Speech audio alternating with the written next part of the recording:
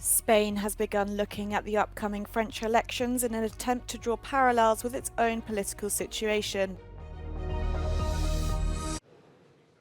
The European Union doubled down its support to Ukraine by signing a long-term security commitment with the country, as President Volodymyr Zelensky met with the 27 leaders in Brussels on Thursday. Security agreements with Ukraine is very important so that we can give the message that we intend to support Ukraine for as long as it takes. We want to be operational, we want to be concrete. The agreement is not a mutual defense pact, but formalizes the EU's commitment on supporting Ukraine. The pact comes as the EU is delivering the first package of military equipment to Ukraine, financed by Russian frozen assets. President Zelensky celebrated it, but would like things to move faster. It's very important for all of us, for all Ukraine, believe me.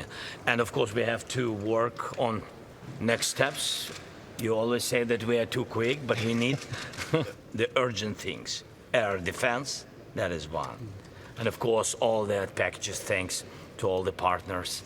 What we had signed it or accepted, but we need them urgently on the battlefield. President Zelensky said he had no dialogue with Russia so far, but is looking forward to a second peace summit after the one held in Switzerland in mid-June. We have to find and to prepare this plan and to put this plan on the table during months. We don't have too much time because we have a lot of wounded and dead people on the battlefield and through civilians. That's why we don't want to have this war during years. So that's why we want to prepare this joint plan, put it on the table to the second peace summit. After leaving the European Council summit, President Zelensky met with Jens Stoltenberg, the outgoing Secretary General of NATO, and also signed bilateral agreements on security with Estonia and Lithuania.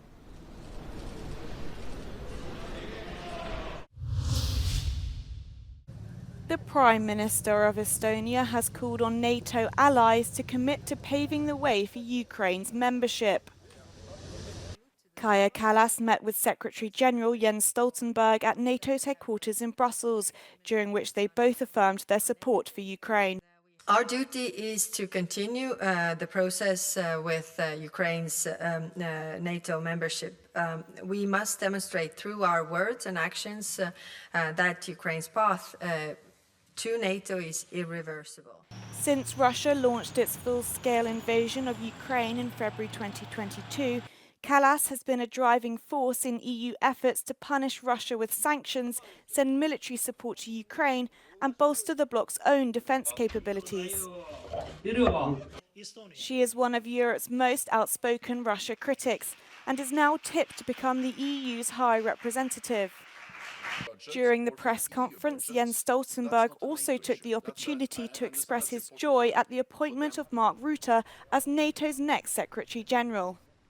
He knows NATO very well, and he is a very skilled and experienced consensus builder, which is perhaps the most important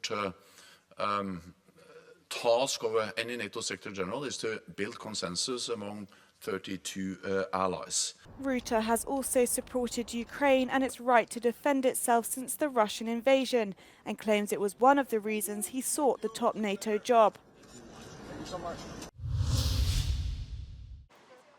Formal talks on Moldova's accession to the European Union are underway. Only now we start to having a really democratic and free society, and we want to maintain that. And the European Union will make sure of that.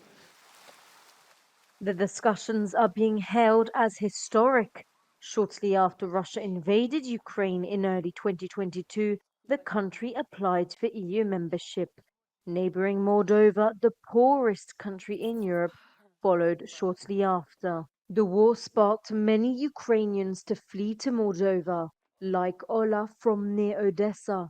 She says being part of the EU is what's best for her daughter.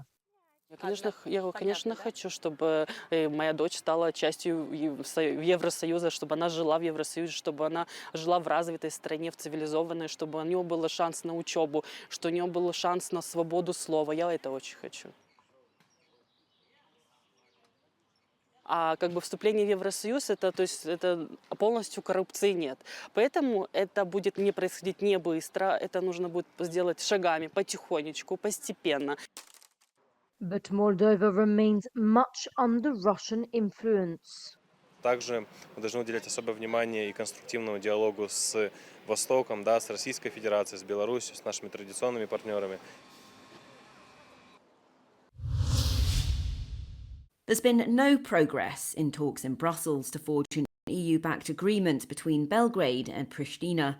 Speaking after meetings with Serbian President Alexander Vučić and Kosovo Prime Minister Albin Kurti, Joseph Borrell, the EU foreign policy chief, said that the European Union will continue to put all efforts and capacity to normalisation of relations between Kosovo and Serbia. The leaders of the two countries were in Brussels for talks to implement a European Union-backed plan to normalise ties. The discussions were, as expected, as difficult as always have been, and in the end, they were not a trilateral meeting. Kosovo was not ready for this. Kosovo was not willing to do this trilateral meeting. Serbia was ready to do it. But you need two to dance tango. And we need two to sit around the table in order to continue the dialogue. This has not been possible today.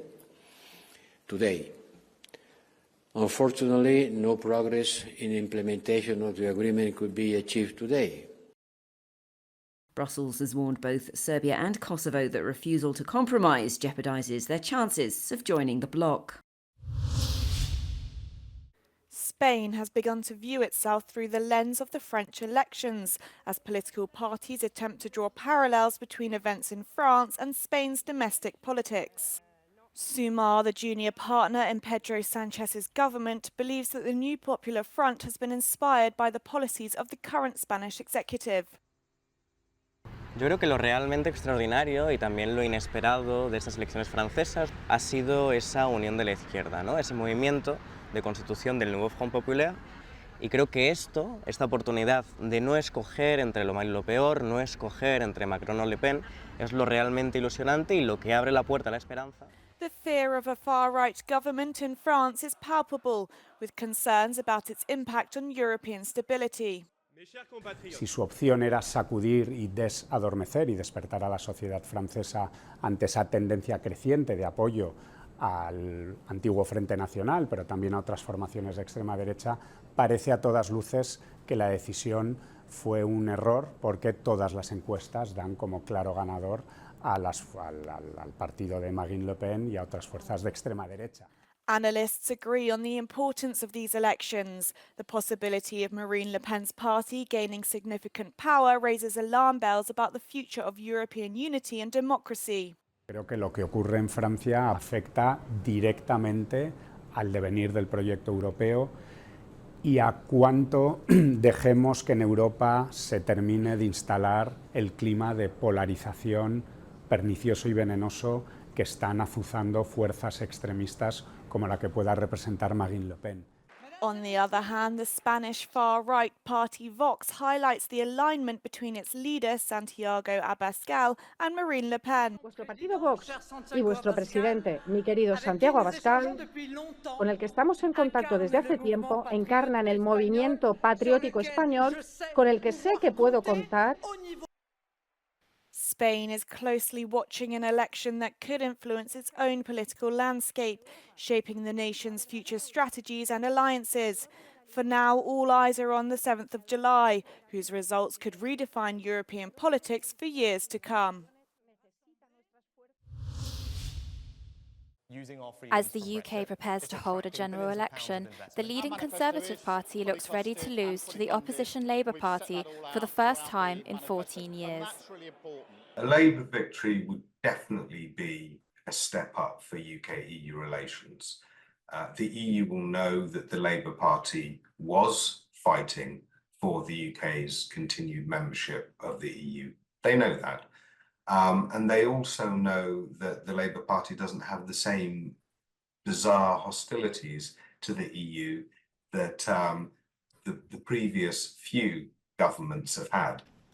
Despite calling for a re-referendum in 2019, Starmer has publicly hardened his approach and ruled out any return to the single market or customs union. I think the reason, is that they don't want to name things which could be lightning rods for criticism from the Conservatives or from certain elements of the more Brexit-supporting press in the UK. So I think they probably do have more ideas up their sleeve, but I'm not sure the party necessarily has decided exactly which ones it itself wants to go for in power. I think it will depend to some degree on the size of any majority it has. If the majority is smaller than expected, only 20 or 30 seats maybe, they'll be less willing to take political risks. When it comes to NATO, the Labour Party are as committed to the pact as their Tory predecessors. They have promoted a security pact between the UK and the EU, although the details on this remain vague. Experts have said that a Labour victory will largely mean that the new party will attempt to come to negotiations with a clean slate and make themselves more present in negotiations with the EU. I think Labour are really going to focus on demonstrating their presence in Europe, and they are a different type of operation to the Conservatives. If you look at their rhetoric, there's a lot focused on meetings and presence and public engagement. That's really what this security pact is actually all about.